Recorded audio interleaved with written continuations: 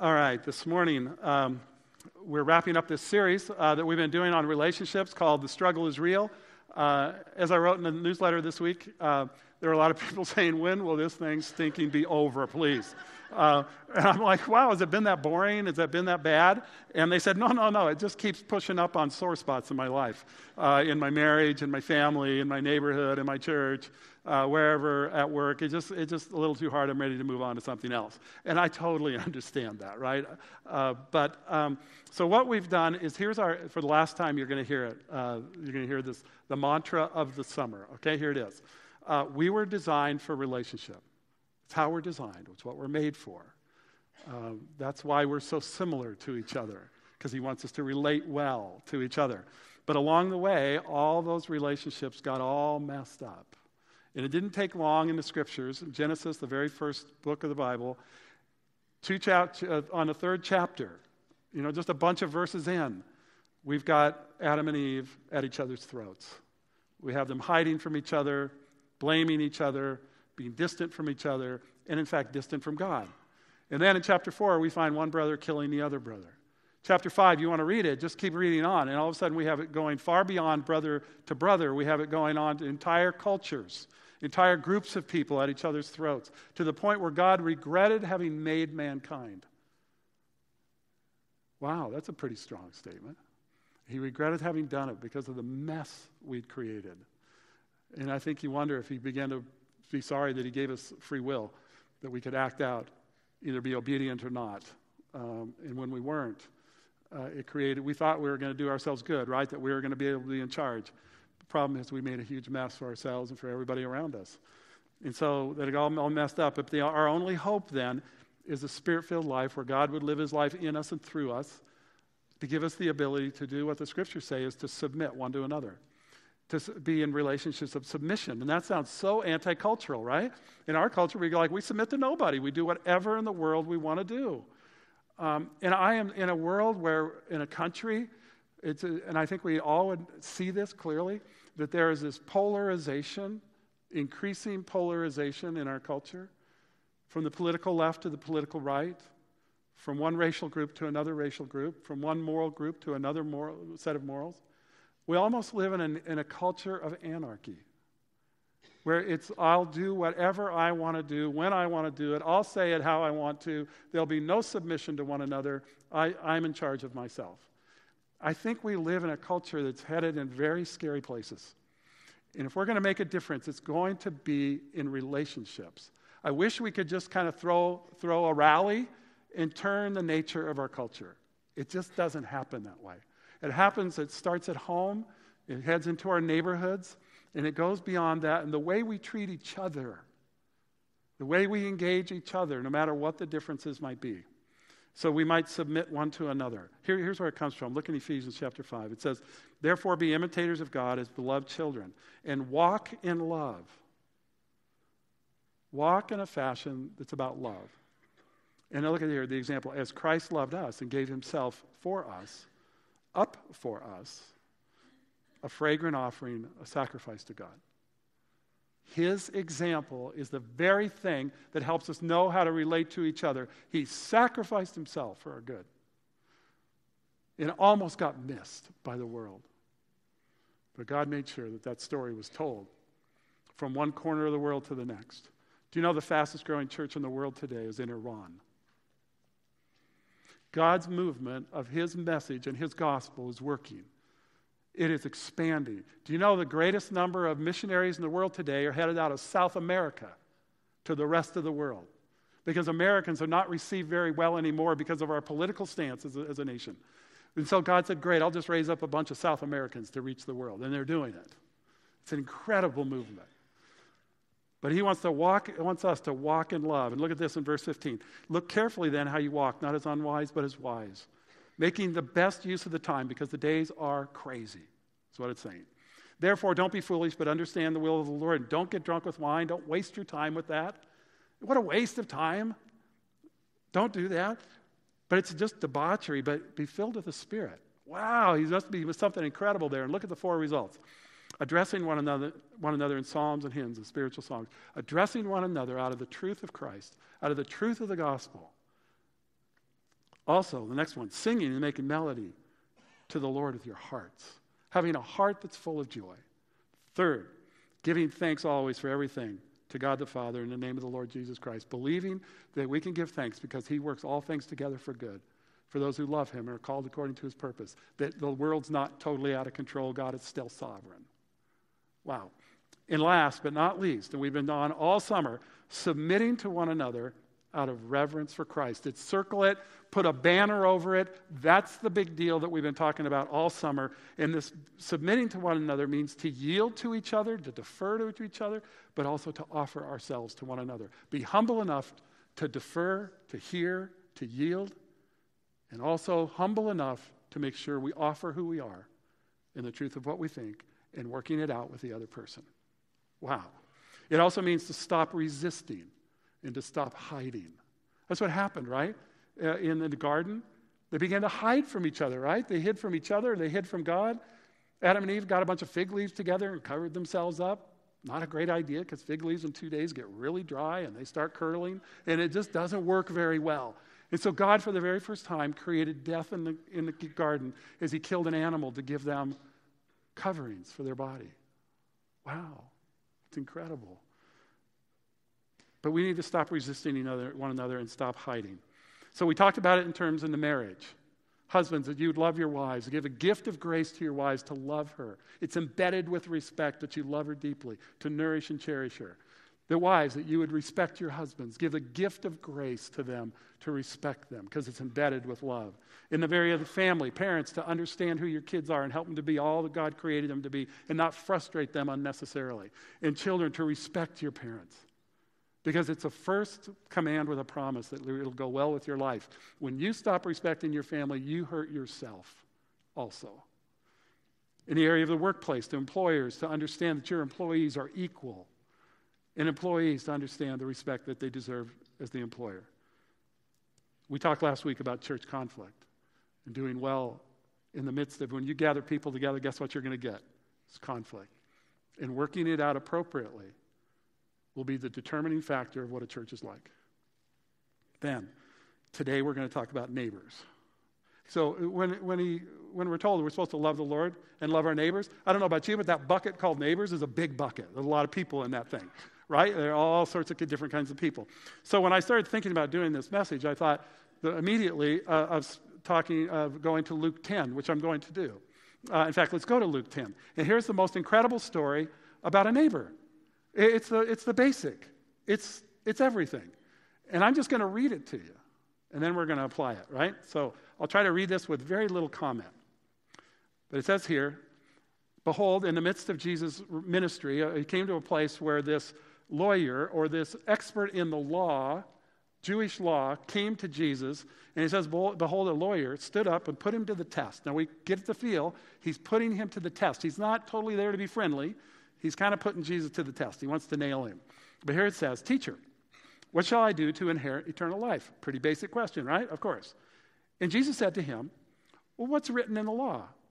How do you read it? You're the expert in the law. What does it say? The Old Testament, out of Deuteronomy and out of Leviticus. He answers, and he answered, well, you shall love the Lord your God with all of your heart and with all of your soul and with all of your strength and with all of your mind and your neighbor as if it was you, as yourself. Well, look at this in verse 28.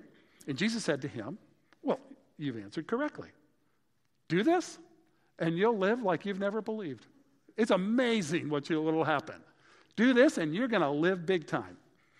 And then he said, the lawyer, desiring to justify himself.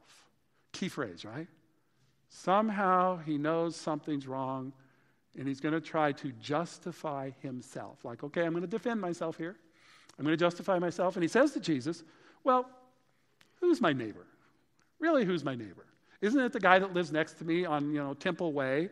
And he's kind of the same kind of guy socioeconomically as I am. He looks the same. He thinks the same. He's kind of like, he keeps his yard nicely. I don't have to talk to him. He keeps his dog in his yard. He's my neighbor. That's right? The guy that's kind of like me. That's my neighbor, right? And Jesus tells him this. Well, I'll tell you what. He tells him a story. He says, a man was going down from Jerusalem to Jericho. It's a 17-mile trip, about 3,000 feet in elevation going down. And it was a famously terrible, very dangerous place to travel. Robbers along the way. In fact, he says he fell among robbers, which is very common, who stripped him and beat him and departed, leaving him half dead. Now, by chance, a priest, a religious leader, was going down that road, and when he saw him, he passed on the other side. Because if he touched a dead body, he didn't know if he was dead. If he touched a dead body, he would not be able to serve in the temple for a long period of time. If his shadow touched that dead body, because of all their religious rules, he wouldn't be able to serve in the temple. Wow. Okay, so let's see. So likewise, a Levite, an assistant in a sense to the priest, when he came to the place and saw him, passed by on the other side too, not wanting to risk it. But a Samaritan, those who were half Jewish and half Assyrian, who over the years had in a sense been overrun, and the Jews hated them because they were seen as kind of half valuable. And so they avoided them. They didn't even walk through Samaria. They went all the way around so they didn't have to talk to him. So the Samaritan, and Jesus is going to make the Samaritan the hero here. It's going to hack off these guys big time, okay? So he says, but a Samaritan, as he journeyed, came to where he was, and when he saw him, he had compassion. And when he went to him and bound up his wounds, pouring on oil and wine, and then he set him on his own animal, and he brought him to an inn and took care of him. And the next day he took up 2 denarii, which is 2 days' worth of wages, and he gave them to the innkeeper, and he said, hey, take care of him, and whatever more you spend, I'll repay you when I come back. Verse 36, which of these 3 do you think, lawyer, proved to be the neighbor of the man who fell among the robbers?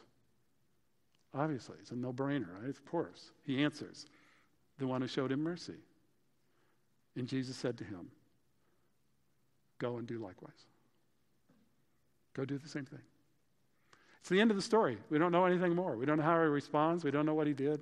It's the end of the story.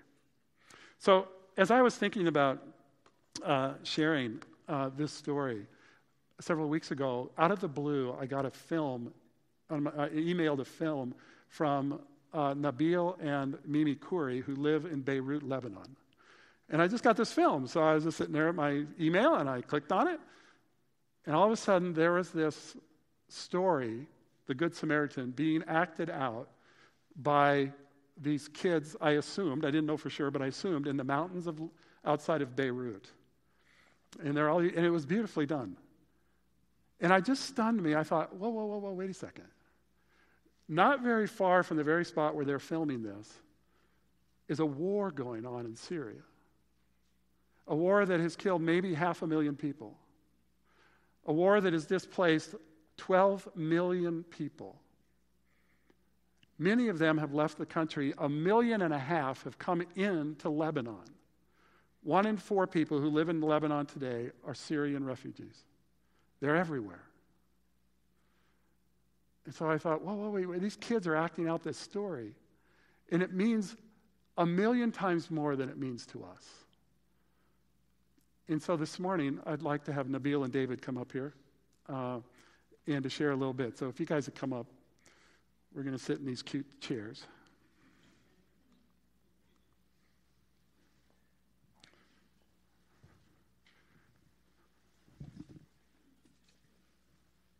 One of you here. This will be yours. This will be yours. So you guys, this is Nabil and David. Good morning. Oops. Good morning. Good morning. Oh, only David gets to speak. Oops, I think I just turned it off. That's bad. I don't know what I'm doing. Maybe you can share a microphone. So you guys, Nabil and David, David grew up there. Nabil is Lebanese.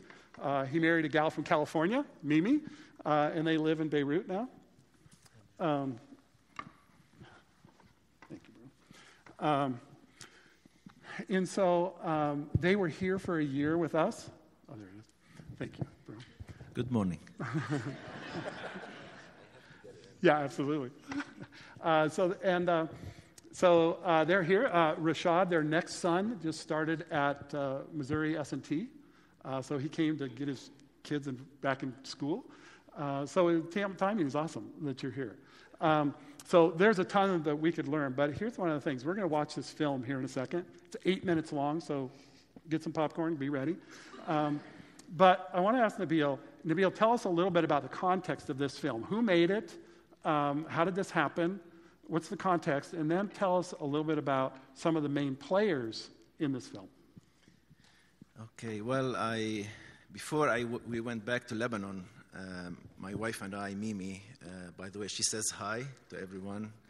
And I'm very... You guys say hi back? And I'm very, very happy to be back here in St. Louis. We came here 2 years ago, had our furlough here. And we were blessed to be part of this community quest. But before we went to Lebanon 15 years ago, we were in Los Angeles. I studied at Fuller Seminary, and that's where I met Mimi. So we had a connection there with the church Mosaic in Los Angeles. So 2 months ago, or more like 5 months ago, I got a call, and then let's do something for the Syrian refugees. And then we decided on a camp. So a team from Los Angeles, about 14 people, and one of them is here this morning. Shauna, please stand up. She's from Los Angeles with the Mosaic Church. And Jordan, also here, related to you. So 14 people from Los Angeles came to Beirut, very focused, wonderful team, and focused on the arts, and the preaching was wonderful. Out of 100 kids who came, we had 45 Syrian refugees kids. The other were Lebanese. And I can say that about 40 kids came to Christ in that camp, many of them Syrians. And then the final night when we did the showcase, we had 12 parents also, many of them Syrian dads and moms from Raqqa. You know, Raqqa is the capital place of ISIS. So we were really amazed. The response was wonderful, and the preaching was wonderful. The idea was the hero society, and Jesus is our hero. And those who belong to Jesus, those who come to Jesus and become part of this society, they love the way Jesus loved, and they serve the way Jesus served. So the film you're going to see are Syrian kids, Lebanese kids. Actually, the girl who acted the Samaritan, the Good Samaritan, is that's another story by itself. Is a student Mimi teaches at the school, 5th grade, and then this girl is a student of hers, and she came to Christ in that camp. Her dad is Lebanese, her mom is Swedish, and she's into New Age, but her daughter came to Christ. So wonderful group of people, Sunnis, Shiites, Syrian, Lebanese, Catholics, they all came together, and it was a wonderful show of love and service. Okay. David, so the kid who plays the one who gets beat up on the road, he's from where? He's a Kurd from Kurdistan. A Muslim Kurd? Yeah. Okay. And then you've told us about the Good Samaritan, and then there's a big guy that kind of plays the brute. Where's he? What's he? He's my friend. He's around 15 years old, and he's Lebanese. He's from the south of Lebanon. Okay. And then there's kind of a gang of kids who beat him up, and they're from... They're also, they're all from an orphanage that I had the privilege of going and accepting a job there this summer. So I worked with them. I knew them before the camp. And so I could tell, because I had known them before, so I could tell how affected they were to be in the film, and they were so blessed. They felt so privileged to hear Jesus is, the word of God and the message. And they loved being part of the film. And the lesson that they learned from the film, The Good Samaritan, and to see themselves on the screen, acting it out, it was such a privilege for them, and I felt like they were blessed. So this orphanage that he worked in is within eyesight of the Lebanese-Israeli border, in a Hezbollah area. So it's a little crazy, what they're doing there. And he hung out there every week doing that. They went right up to almost to the fence. And the Israelis weren't too fired up about that. So we're glad you're still alive, to be honest with you. And then the innkeeper in this film. Who's the innkeeper? That's me. So you guys, let's watch this film. Put it all in context of what we've read and what we've heard, okay?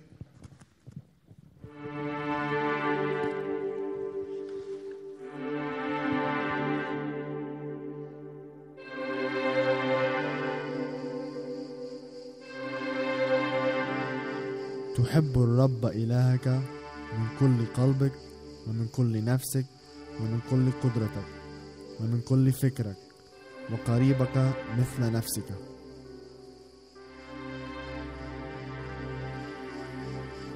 فقال يسوع: افعل هذا وسوف تحيا. ولكن من هو قريبي؟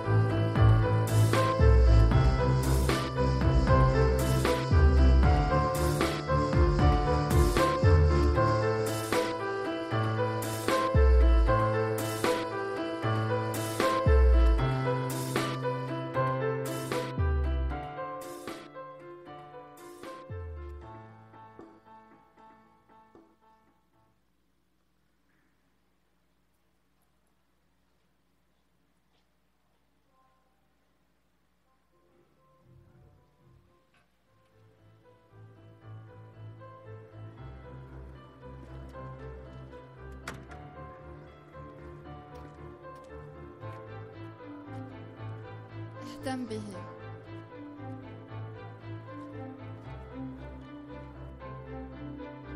فقال له يسوع: اذهب أنت أيضا واصنع هكذا.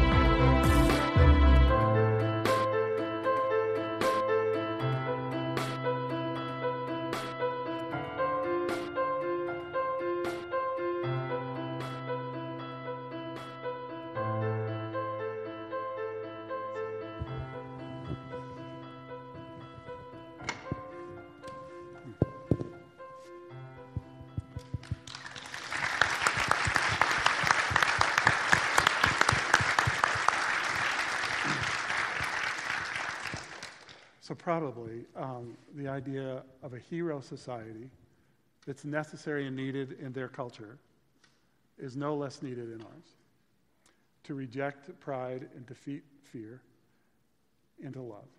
So let me ask them a question and then we'll apply it to ourselves. So what's it look like to love like the Good Samaritan where you live? Well, as you mentioned, 1 out of 4 people now in Lebanon are Syrian refugees. So you can just imagine the stress on the country. And people are beginning to complain. Lebanese people are not happy. They're losing jobs. The infrastructure is overtaxed, electricity, water. So there is a lot of conflict now in Lebanon because of this. And the central government finally said, the Syrian refugees have to go back home. So it's a dilemma. They can't go back and they can't stay. So as a church, we are loving them and we're helping as much as we can. The Syrians who were at the camp, they live in our neighborhood, actually in where I live. And those families, we've been ministering to them for 2 to 3 years, 4 years. The kids that who were at the camp, we do every Saturday we do a kids club with them. Actually, some of you know Donnie and Jody Bentley. We work together on those every week with those kids. So one Syrian family said, I can't believe it. We left Raqqa because Muslims are persecuting us, and we come to Lebanon and Christians are helping us. It's just they're very grateful and very thankful. And the result, because of showing them love, even though it's difficult, because I confess that there are some people at the church who are not happy with that, but because we are showing them love, many of them came to Christ. One particular boy, Muayyad, I can say, he said one of the points in the sermon was during the camp that God is powerful enough to bring you to your knees and force you to worship Him, but He loves you. He wants to win your heart. And that was a motivation for him to raise his hand and accept Jesus Christ. Yeah, and many of the kids responded that way too. So it's a challenge. By God's grace, the church is doing it in Lebanon. All right. David, any thoughts? I mean, yeah, the hardest part about loving your neighbor is probably loving the Syrians, because the Lebanese people, they kind of have like a special relationship. Like everybody's kind of we're one people. But the Syrians now have come in, and basically if you're seen helping a Syrian or being kind to him, it's not seen as something positive. So if I had Lebanese friends and I want to love on a Syrian or help a Syrian, it's seen as wrong in some way.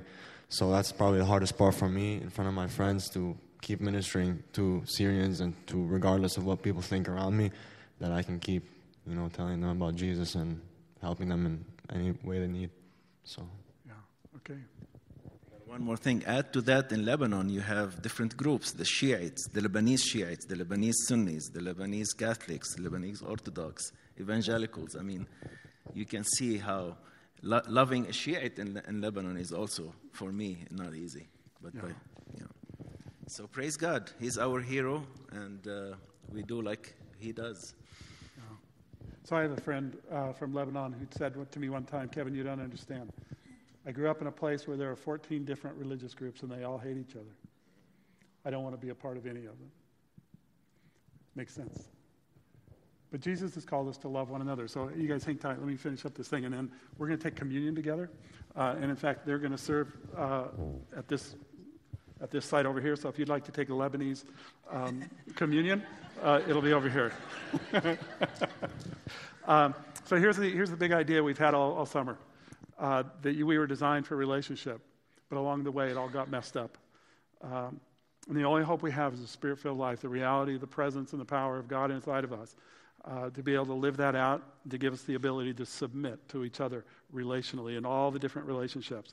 So what do we do with this? Let me just go through this quickly, but I think these are the thoughts. In order to be in a healthy, mutually submissive relationship with neighbors, and with our wives and husbands, and with our family, and in church environments, and at work, but we need to not get drunk with wine, for that's a waste, but to be filled with the Spirit and let the word of Christ richly dwell within us, out of Colossians. So here's the deal. I wonder if this is the things that we have to bring to the table today in this culture, in our culture, that's so at war. I'm not sure it's any less at war than what we see in Lebanon. We have to value our equality and each other's humanity. It's pretty simple stuff, really. But in our culture, it's really messed up. We have to value the equality of one another, no matter who we are. Political, racial, moral. We have to value the equality and the humanity of each other. Any time that we treat people devalued, demean, degrade, there's no room for that in the economy of Christ. No room for it. None. Doesn't mean we can't have convictions of right and wrong. But when we begin to devalue and demean people, we have lost our way. Secondly, we have to recognize and repent from our prejudices and our intolerance. And to take a good hard look at ourselves and say, where do I have prejudices that are inappropriate? Where do I have intolerance for people simply because they're different? And that means you and I, if we're going to submit to one another in relationship to Christ, if we're going to be neighbors, we have to deal with our prejudices and our intolerances. And we have to do it radically. That's hard. But we have to do it to be a follower of Jesus. And last but not least, we have to embrace a reverence for Christ that transforms our hearts.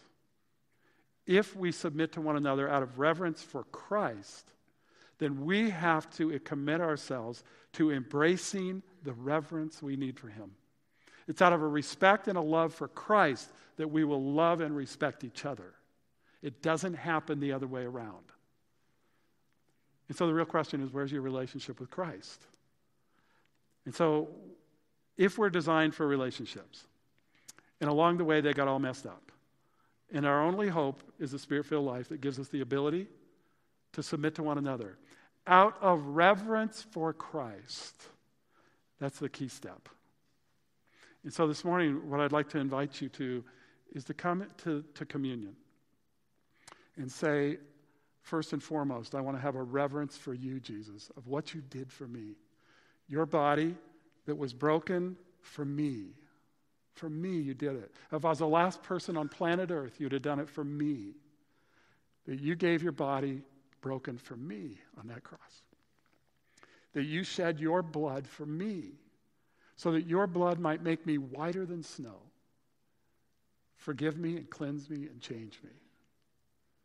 Out of a reverence. And when we're in proper relationship to Him, we will begin to move towards a proper relationship with each other. If you're out of sync with each other, it might be because you're out of sync with Him. And so I invite you to prepare your hearts to come and take communion and to worship Him so that we can put this whole thing into practice after this summer, right?